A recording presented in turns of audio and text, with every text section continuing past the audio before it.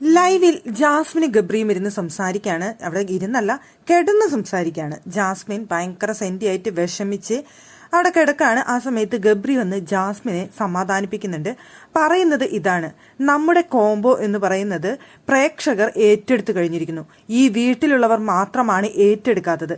ഈ വീട്ടിലുള്ളവർക്ക് നമ്മൾ ഒരുമിച്ച് നിന്ന് കഴിഞ്ഞാൽ ഭയങ്കര ബലമാണ്, നമ്മളെ തോൽപ്പിക്കാൻ കഴിയില്ല എന്ന് ഉറച്ച വിശ്വാസമുണ്ട്. അതുകൊണ്ട് തന്നെ നമ്മളെ പിരിച്ച് നമ്മുടെ ശക്തി കുറയ്ക്കാനാണ് ഈ വീട്ടിലുള്ളവർ ക്ഷമിക്കുന്നത് എന്നാണ് ജാസ്മിന്റെ അടുത്ത് ഗബ്രി പറയുന്നത്. അപ്പൊ ജാസ്മിൻ അത് ശരിവെക്കുകയും ചെയ്യുന്നുണ്ട്.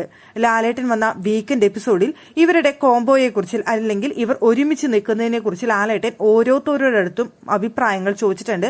പലരും പല അഭിപ്രായങ്ങൾ പറഞ്ഞിട്ടുണ്ട്.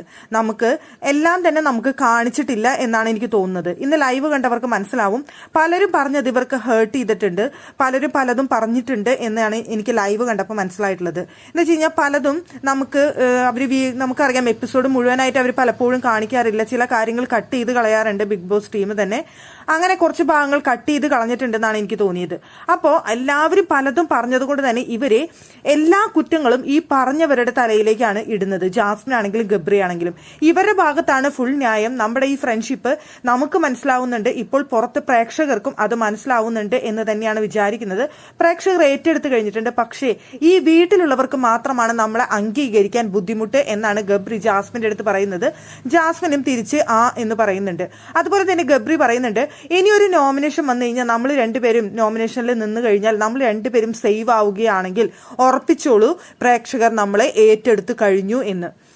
എന്തായാലും രണ്ടുപേരുടെയും ആഗ്രഹങ്ങളും സ്വപ്നങ്ങളും ഒക്കെ കൊള്ളാം. രണ്ടുപേരും വിചാരിച്ചിരിക്കുന്നത് ഉള്ളിലുള്ളവർക്ക് മാത്രമാണ് നമ്മുടെ അടുത്ത് കലിപ്പുള്ളത്, നമ്മൾ ഒരുമിച്ച് നിൽക്കുമ്പോൾ ഭയങ്കര പവർഫുൾ ആയിട്ട് കളിക്കുന്നു.